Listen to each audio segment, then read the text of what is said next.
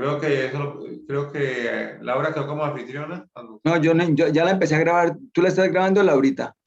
No, señor, es que la primera parte la grabó el doctor Blanco. No, entonces yo la estoy grabando ya aquí, ya quedó grabando. Listo. Bueno, listo. Vale. Entonces, médula renal, tricrómico y el objetivo está en 10x. Vamos a comenzar entonces con los vasos sanguíneos. ¿Qué nombre le damos a los vasos sanguíneos que hay dentro de la médula renal?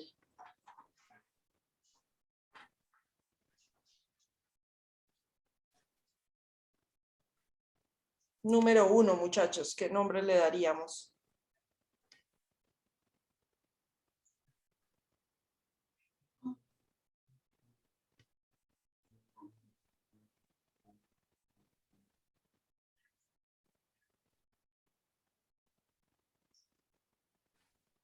¿Qué decimos? ¿Qué nombre le colocamos a esto?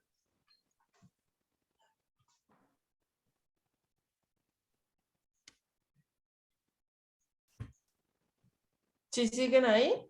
¿O ya se fueron? Hay 7. No, Andrés. Recordemos que en la médula renal los vasos sanguíneos van a los túbulos, están dispuestos de manera recta y por eso es que se llaman vasos rectos. En este caso hablamos de vasos rectos. También se originan a partir de las arteriolas deferentes, pero aquí su función es diferente. Creo que habíamos mencionado algo del mecanismo de contracorriente para el control hidroelectrolítico. Entonces, en esta médula renal, el número 1 sería para los vasos rectos. Recuerden que dentro de ellos hay tanto arteriales como venosos. Vasos rectos. Número 2, vamos a colocárselo a las estructuras que se parecen a los vasos rectos porque tienen epitelio plano simple, pero no tienen eritrocitos en su interior. ¿Qué nombre les vamos a dar a esas estructuras que les colocamos el número 2?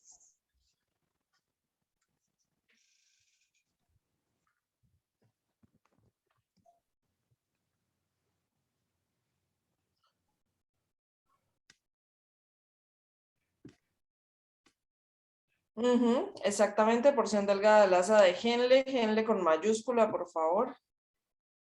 Dado que es un epónimo. Asa de Henle, porción delgada, tiene epitelio plano simple. Y son estos que encontramos de un diámetro pequeño. Comparen el diámetro de estas asas de Henle, porción delgada, con el diámetro de estos túbulos que tenemos por acá.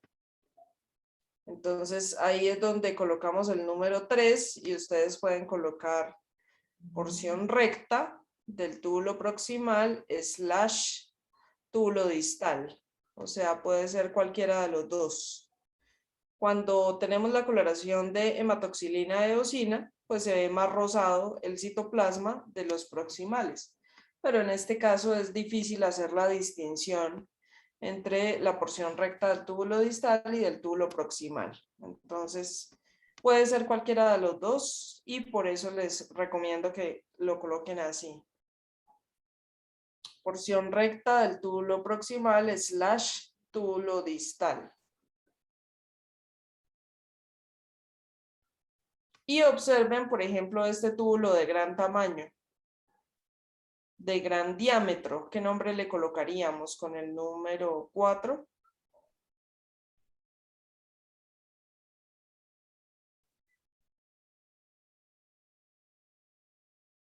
O a este, por ejemplo. Túbulos de gran tamaño. Ajá, aquí hablamos de colectores medulares. Recordemos que los colectores tienen 3 regiones. En este caso estamos hablando de colectores medulares. Esos colectores medulares todavía tienen epitelio cúbico simple. Recordemos que los colectores cuando llegan a la papila adquieren un epitelio cilíndrico simple. En este caso todavía estamos en la médula Se denominan túbulos colectores medulares y tienen un epitelio cúbico simple.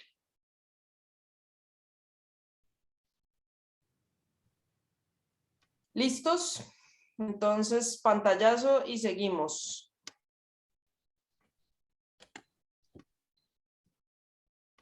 Aquí tenemos precisamente los colectores papilares.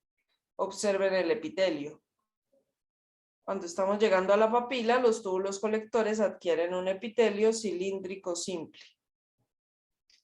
Estas células dijimos que tenían receptores ¿para qué hormona?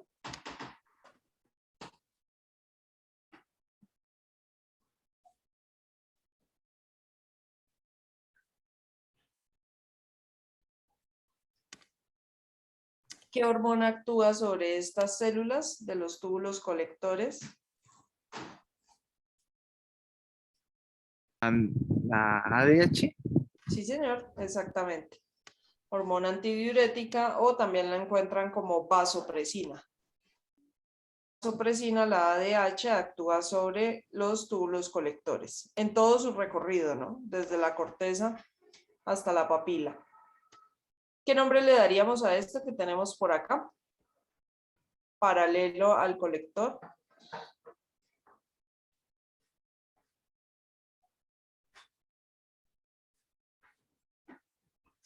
Que lo hayamos visto ahorita en corte transversal y aquí lo tenemos longitudinal.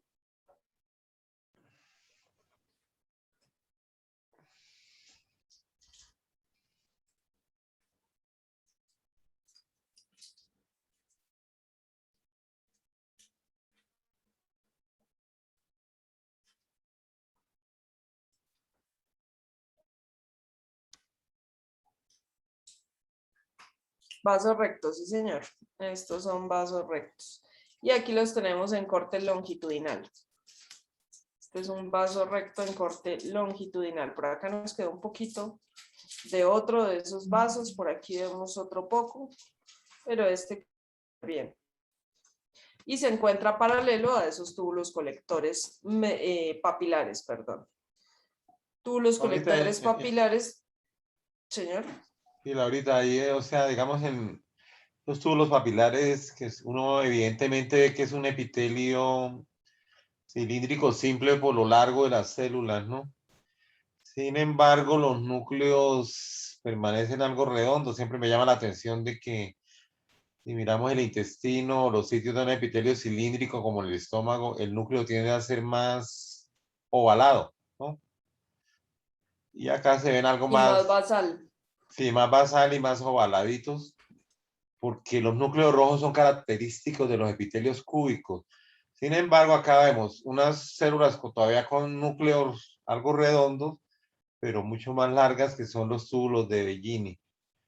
En el número 2, que está hacia el lado derecho, se ve ese corte tangencial que yo les hablaba. O sea, si yo cojo el tubo y lo corto así por encimita y no alcanzo a ver la luz, veo las células que lo están formando. Donde está el número 2 es una célula. Si usted lograra sacarla, se daría cuenta que es una célula cilíndrica, ¿sí? Que es profunda, que es una célula como una columna. Todos los epitelios cortados tangencialmente son poliédricos. Eso se enseña cuando se habla de epitelio. Por su superficie son poliédricos, sus células forman esas figuras pentagonales o hexagonales o de diferentes lados. Las células están apretadas unas con otras en los epitelios y unidas por unas uniones fuertes, unas uniones celulares que no dejan que los líquidos a veces se infiltren en el medio de ellas, ¿no? En las uniones celulares que no debemos olvidar y que ustedes vieron muy bien en primer semestre y repasamos en epitelios. Eso era ahorita. Vale, Doc. Y miren ustedes dónde terminan esos túbulos colectores. Entonces, los túbulos colectores papilares desembocan en la papila renal, que la vemos acá muy bien. Esa orina cae al cáliz menor. ¿Qué tipo de epitelio dijimos que tiene el cáliz menor?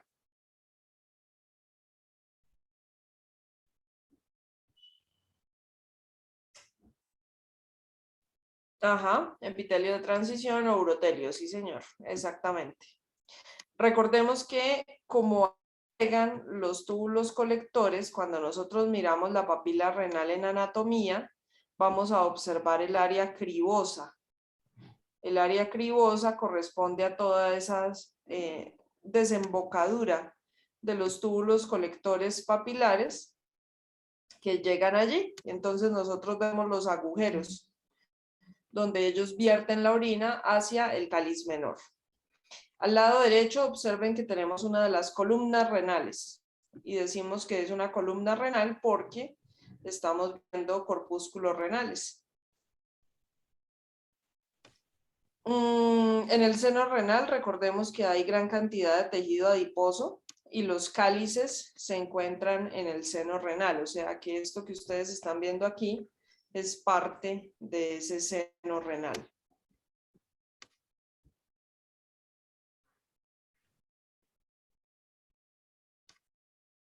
Bueno, aquí tenemos el uréter, pero antes del uréter recuerden que el recorrido de la orina se da inicialmente hacia los cálices menores, de los menores pasa a los mayores, del cáliz mayor pasa hacia la pelvis renal y luego continuamos por los uréteres.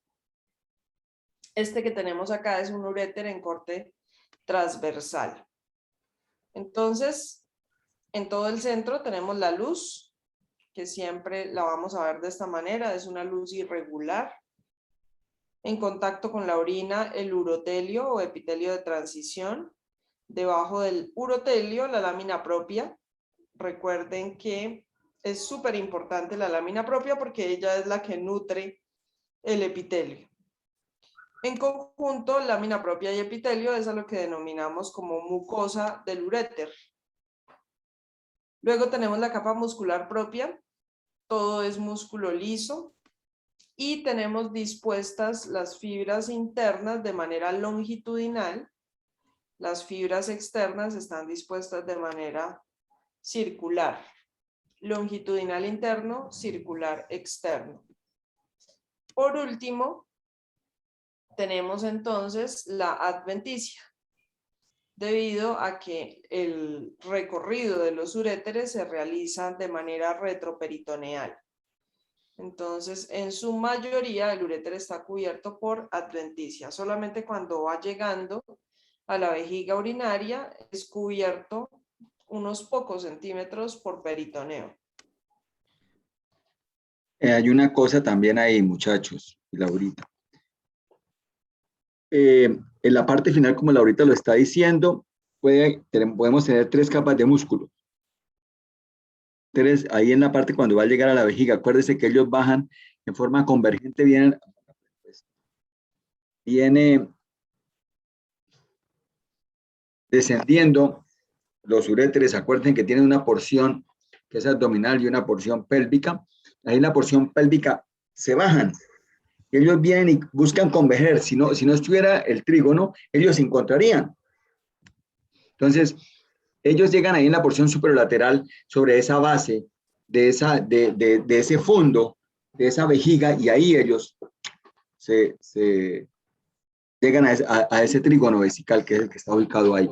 Entonces, yo mamo gallo siempre enseñándoles, porque yo tengo la novia de un amigo mío que no está por aquí, no está muy activo, que es liche, porque la capa muscular longitudinal del uréter es la interna y la circular es externa.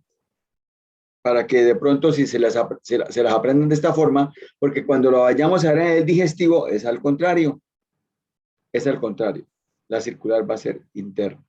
Obviamente, pues, esto... ¿Cómo, César?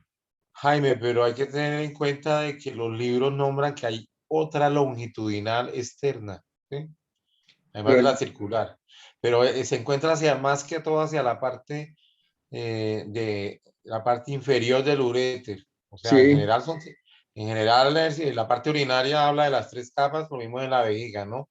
Una Sí, para la parte longitudinal final. interna, una circular media y una longitudinal también externa, pero que no son perceptibles. Por lo menos acá si nos ponemos a mirar dónde está la longitudinal externa no alcanzamos a ver, pero sí alcanzamos a ver la longitudinal interna y la circular, ¿sí? Sí, pero los libros también hablan solamente de dos, César. Lo que pasa es que yo me estoy refiriendo, y usted tiene toda la razón, ya cuando está llegando a la parte vesical, ya aparecen las tres capas que también las tenemos en la vejiga.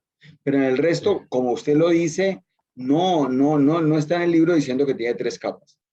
Pues No, no. que tal vez aumenta una capa longitudinal en la parte inferior para darle más peristaltismo, ¿no? Y eso es lo que yo les iba a decir, ese músculo para qué sirve. Recuerden que tenemos tres estrechamientos nosotros en el uréter. Uno a nivel del cuello, la parte del uréter, en la unión piel-ureteral, uno cuando está cruzando los vasos ilíacos y otro en la parte intramural. Aquí, en estos estrechamientos, acuérdense que la luz del uréter más o menos tiene entre 3 y 5 milímetros. Cuando vamos por debajo de 3 milímetros, obviamente ya si viene el cálculo empieza a doler y como tenemos peristaltismo, entonces obviamente duele muchísimo más y se rasga esta mucosa. Para dejarlo ahí porque obviamente las 3:51, pero creo que coincidimos en eso afortunadamente.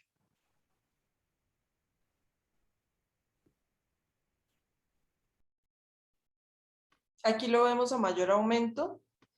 Y bueno, de pronto me había faltado decirles que en la adventicia ustedes van a encontrar vasos sanguíneos y pueden encontrar también nervios. Esa adventicia, recuerden que corresponde a tejido conectivo. No hay peritoneo y por eso es que vemos solamente el tejido conectivo de manera irregular con vasos sanguíneos y nervios. A mayor aumento, entonces, tenemos la luz al lado, la luz irregular, el helio, la lámina propia. Recuerden que en conjunto, lámina propia y el epitelio es a lo que denominamos como mucosa. En este caso sería la mucosa del uréter. Los vasos sanguíneos de la lámina propia son los que se encargan de nutrir al epitelio. El músculo es músculo liso. Tenemos entonces fibras longitudinales internas, circulares externas.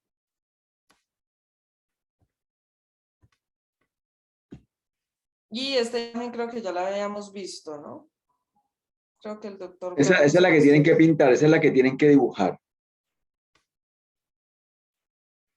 Sí, en esa imagen, pues ya vemos, no, eso es una estructura más lineal y entonces podemos ver que es la vejiga, no en forma circular porque pues el uréter es un tubito que sí lo podemos cortar así en la vejiga tenemos que ver es su pared. Entonces ahí podemos estar observando nosotros los diferentes tipos de células, ¿sí? Entonces vemos las células globosas o las células en cúpula, que son características porque tienen la propiedad de aplanarse cuando la vejiga se llena. Cuando la vejiga se llena ya se aplanan y logran la distensión, siendo esta una de las funciones de los epitelios, la distensión. Y este epitelio es el único que puede distender porque todas estas estructuras que nombramos, desde cálices menores, mayores, todo eso se dilata por la orina y necesita de este epitelio, ¿sí? No crea que los cálices menores y mayores también están sometidos a presión y se dilatan, lo mismo que los uréteres, y si no puede haber desembocadura de la orina hacia la vejiga, se forma una enfermedad llamada hidronefrosis. Bueno, aquí estamos viendo el epitelio. Es un epitelio estratificado, lógicamente, pero por sus características se le dice epitelio de transición o urotelio, porque está en contacto con la urea. Urea es la máxima secreción nitrogenada que tenemos en la orina y por eso se llama urotelio, porque no hay en ninguna otra parte y está en contacto con esta sustancia de la orina. Polimórfico, pues el nombre polimórfico también tratan de usarlo porque puede pasar de un epitelio como globoso, cilíndrico, a un epitelio plano y luego invertirse después de evacuar la orina y tiene esa capacidad de distensión, ¿no? Ahora, ¿qué hay debajo del epitelio? Siempre la lámina propia. La lámina propia es del tejido conectivo. Ahí nos acuerda de vasitos sanguíneos pequeños, se ven como unos capilares, se ve como una arteriola hacia la parte central de la figura, bajando un poquito, ¿sí? Con las células endoteliales. muy, ¿no? Y su capa muscular. Ese es un ejemplo típico y precioso de lo que es una arteriola en el tamaño, ¿sí? Hacia el epitelio, hacia arriba vemos debajo del epitelio como un glóbulo rojo y una célula endotelial. Ahí nos estaría, pues, nos podría estar hablando como de un capilar, aunque está como muy grandecito. Debería ser más pequeño, pero todo es posible. Y debajo de la arteriola vemos una vénula. Entonces la vénula es más alargada, su capa muscular es relativamente más delgada comparada con el diámetro de la luz, que es una opción. Eso se encuentra entonces, estamos hablando de la lámina propia, vemos las fibras colágenas que permiten más distensión. Hay gran cantidad de agua en los espacios blancos, que es la sustancia fundamental en todos los tejidos. Pues de que en los epitelios no hay sustancia fundamental, hay uniones celulares, ¿sí? Pero entre las células no va a haber esa sustancia fundamental. Y vamos a observar también como parte de un nervio periférico, que lo estamos viendo como en la parte central, y definitivamente en la vejiga aparecen las capas de músculo lisos. Ese sería el nervio, como el nervio periférico.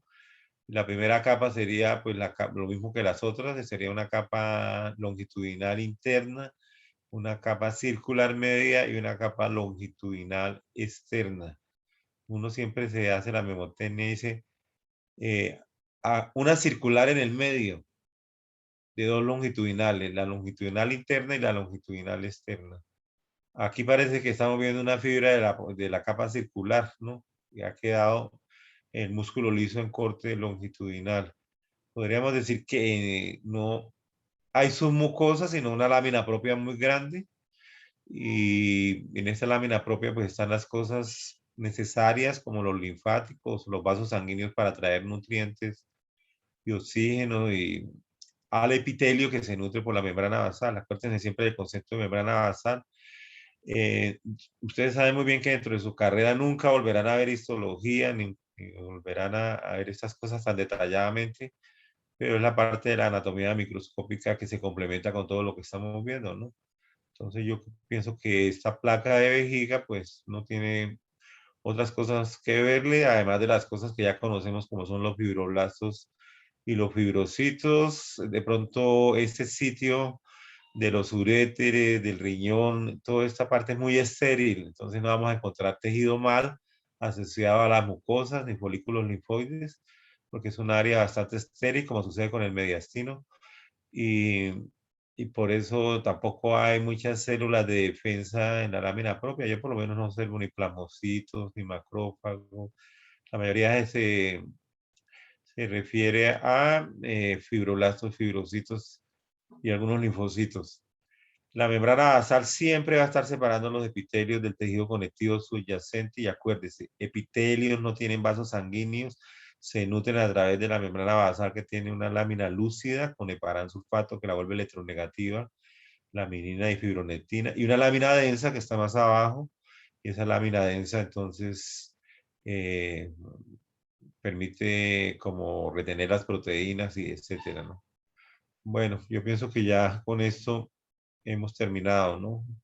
Y el Bueno, tiempo también. muchísimas gracias, César. Esa tienen que dibujarla. Me tengo que retirar porque estoy como medio malucongo. Listo. Quédense ustedes si quieren, pero yo me retiro. Gracias, Jaime, chicos. Nos No vemos. se les olvide subir la grabación, por favor. Sí, yo la subo, Jaime, yo la oye, subo. Yo la subo. Jaime, Recuperen. Jaime, ¿me podrías hacer un favor? Sí, ¿qué pasó, César? Mándame la clave del otro grupo que es que están confundidas en horario. Ahorita yo verás que voy para el baño. Sí. Listo. Bueno, listo.